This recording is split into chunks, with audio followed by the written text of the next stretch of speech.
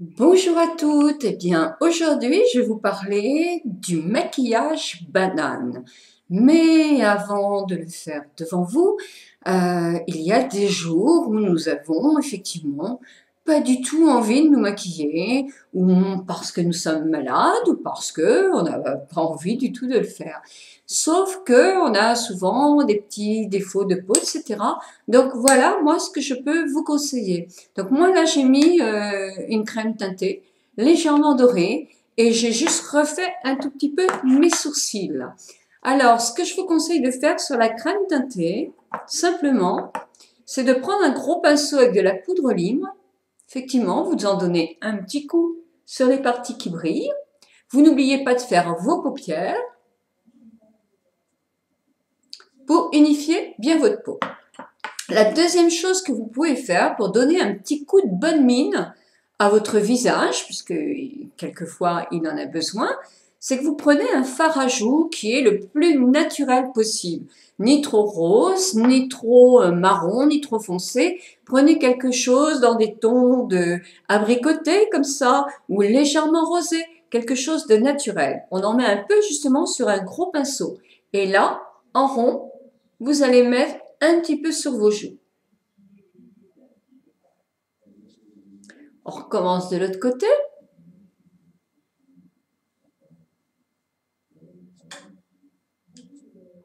Et sans en remettre de trop, on balaye un peu son menton, un peu son front et les paupières.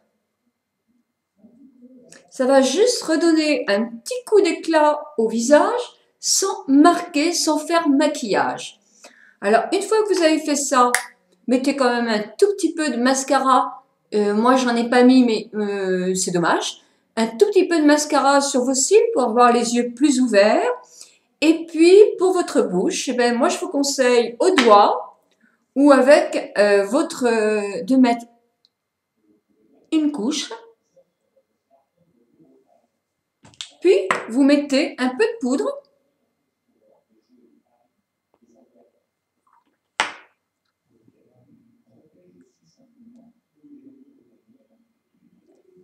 Et vous en remettez un petit peu. Alors, c'est ce qu'on appelle être très très peu maquillé. Mais quelquefois, ça unifie la peau. Ben, pas quelquefois, tout le temps.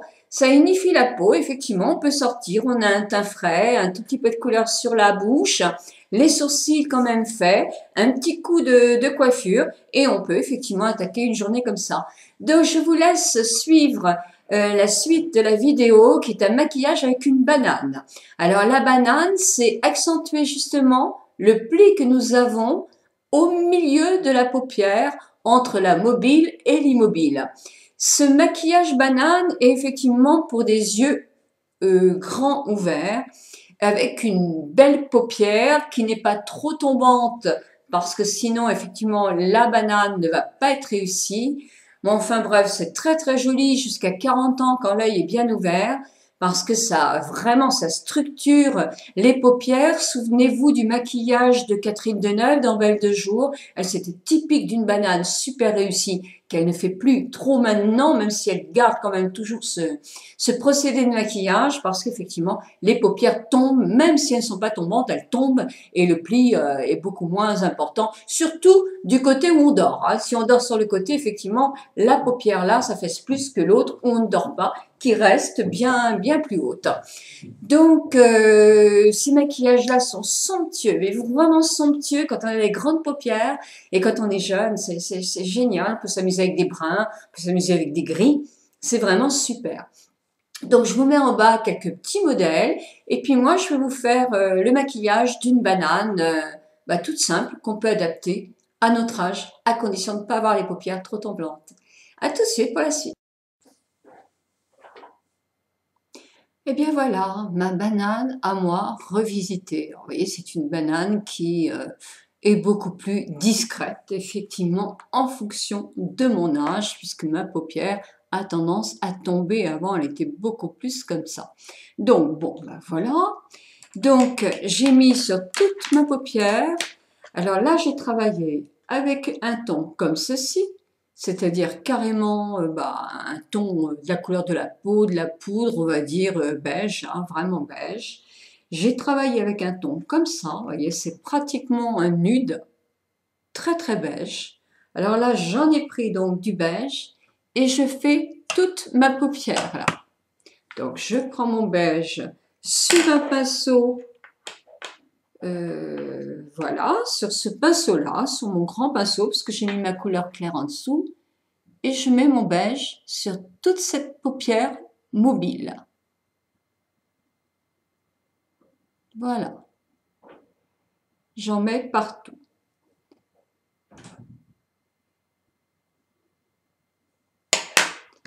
Ensuite, je prends un autre pinceau pour faire une banane qui va être un peu comme ceci. Vous voyez, il va être un peu en pointe. Alors, on pourrait prendre aussi un pinceau un petit peu plus important, mais plat, pour faire ça. On pourrait prendre le crayon, mais pour moi, ça fait des marques, donc c'est pas joli. Moi, je trouve que c'est bien, ce pinceau un peu conique, tout petit. Il est bien pour faire ce chose. Je prends une couleur un petit peu plus foncée. Alors là, vous la voyez pas bien, je vais me faire un autre swatch. Voilà, vous voyez, qui reste quand même dans des tons, là, ce sont pas des tons nacrés, hein. Ce sont vraiment des tons marron. Nude, on appelle ça, mais bon, la banane, c'est jamais nude, puisqu'on fait effectivement... Non, je me trompe encore d'œil, et voilà. Donc là, vous allez faire en douceur votre pli interne.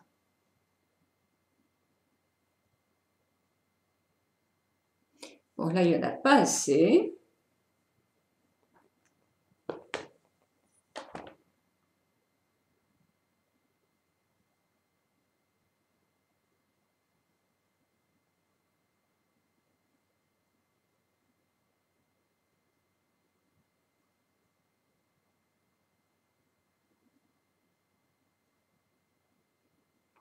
Qui est dans cette partie, la banane, c'est ça. Cette partie qui est entre la paupière mobile et immobile.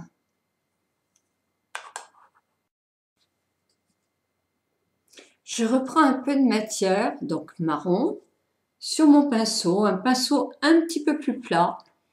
Et là, effectivement, je remets un tout petit peu de matière sur mon trait de banane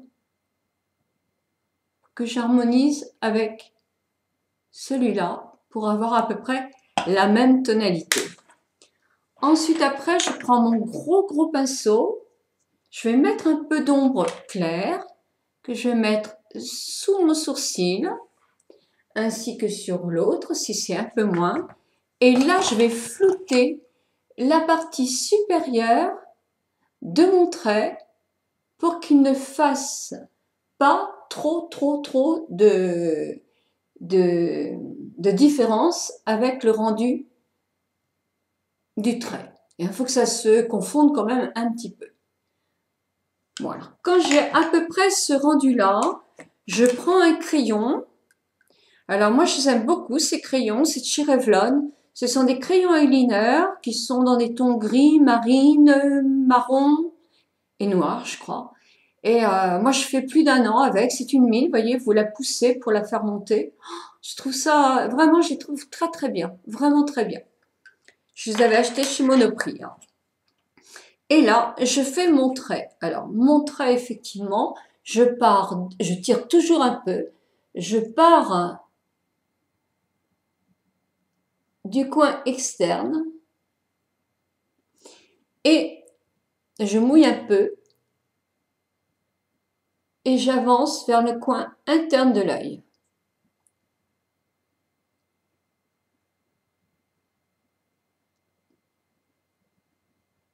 Et puis, je vais faire sous l'œil. Alors, sous l'œil,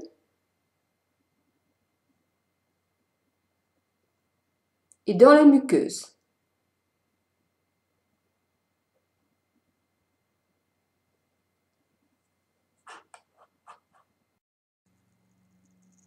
Quand j'ai fini mes 2 traits, je vais prendre mon mascara et je vais faire une couche de mascara. N'en mettez pas trop la première couche pour qu'il sèche rapidement. Et ensuite, quand votre cils sont secs, vous en remettez une deuxième couche.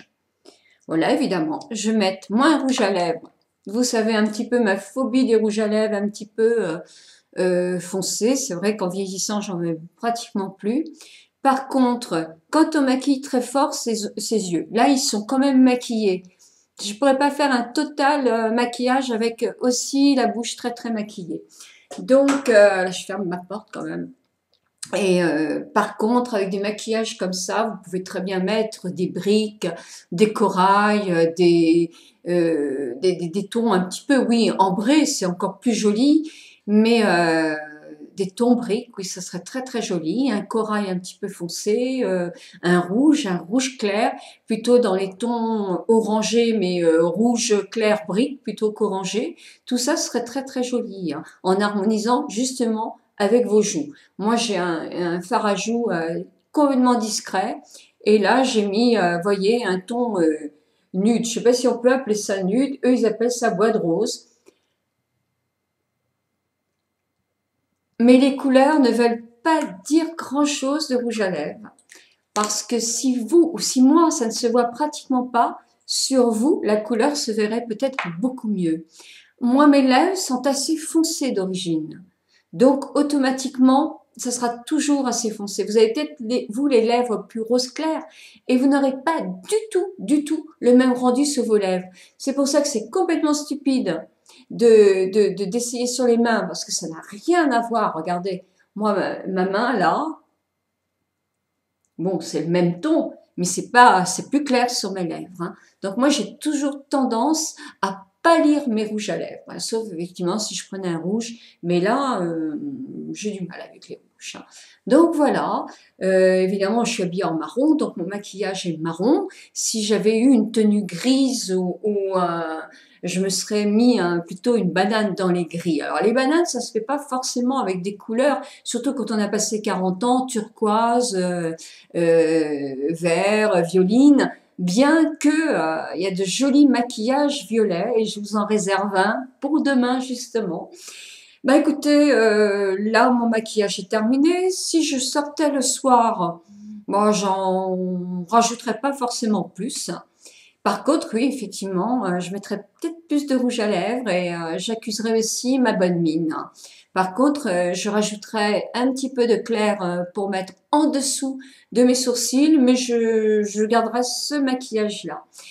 Eh bien, et si je devais aller au travail, eh bien, j'aurais pareil, ma petite poudre compacte, ma terre de soleil ou mon blush et mon rouge à lèvres, mais j'aurais rien besoin d'autre parce que si je mets une base sur mes paupières, mon maquillage tient toute la journée. Donc, je n'oublie pas de remettre une autre couche quand c'est sec de mon mascara. Sur ce, je vous souhaite une bonne journée.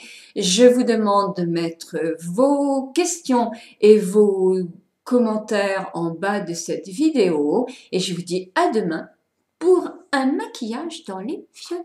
Bonne journée!